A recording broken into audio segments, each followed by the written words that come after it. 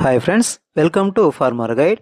నాటు వేసిన పొలమైన లేదా ప్రధానంగా నేరుగా వెదజల్లిన వరి పొలమైనా కానీ తుంగజాతి కలుపు నియంత్రణ రైతులకు అతిపెద్ద సవాలుగా మారుతుంది.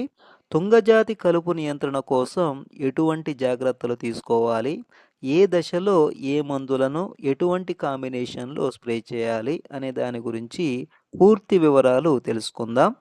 ఈ వీడియోలో కేవలం తుంగజాతి కలుపు నియంత్రణకు సంబంధించినటువంటి మందుల గురించి మాత్రమే వివరించడం జరిగింది. ఈ విషయాన్ని రైతు మిత్రులు గమనించగలరు.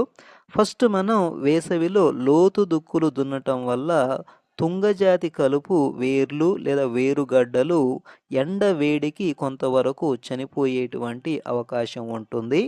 ఇక తుంగజాతి కలుపు మొలిచిన తరువాత వాడవలసినటువంటి మందుల గురించి, వాటి కాంబినేషన్, డోసు గురించి పూర్తి వివరాలు తెలుసుకుందాం. ప్రధానంగా తుంగజాతి కలుపు నియంత్రణకి 3 రకాలైనటువంటి మందులను స్ప్రే చేసుకోవచ్చు. వాటిలో మొదటిది కోటివా అగ్రో సైన్సెస్ వారి నోవిగ్జిడ్. నోవిగ్జిడ్ను నాటు వేసిన పొలమైనా లేదా నేరుగా వెదజల్లిన పొలంలోనైనా కానీ 15-20 రోజుల లోపు స్ప్రే చేస్తేనే తుంగజాతి కలుపు నియంత్రణ సాధ్యమవుతుంది. దీనిలో ఫ్లోర్పైరాక్సిఫెన్ బెంజైల్ 1.31%, రిన్స్కోర్ యాక్టివ్ టెక్నాలజీ మరియు ఫినాక్సాసలం 2.1% అనేటువంటి 2 యాక్టివ్ ఇంగ్రీడియంట్స్ యొక్క కాంబినేషన్ ఉంటుంది. ఇది broad spectrum, post emergence, systemic and selective herbicide.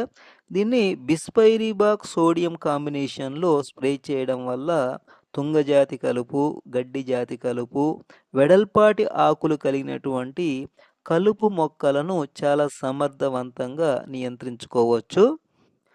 ఎకరానికి 500 ml నోవిగ్జిడ్ and 80 ml bispyribac sodium కాంబినేషన్లో స్ప్రే చేసుకుంటే ప్రాథమిక దశలో 3 అంగుళాల ఎత్తు వరకు ఉన్నటువంటి తుంగను కూడా చాలా ఎఫెక్టివ్గా కంట్రోల్ చేయడానికి వీలవుతుంది.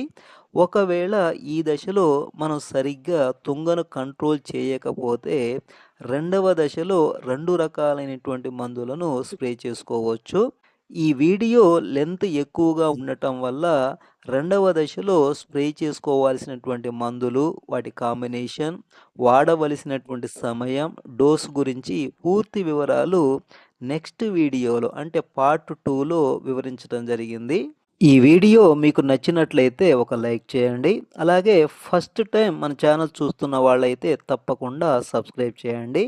నెక్స్ట్ కమింగ్ వీడియోలో మిగిలిన వివరాలను తెలుసుకుందాం. Keep watching and thanks for watching.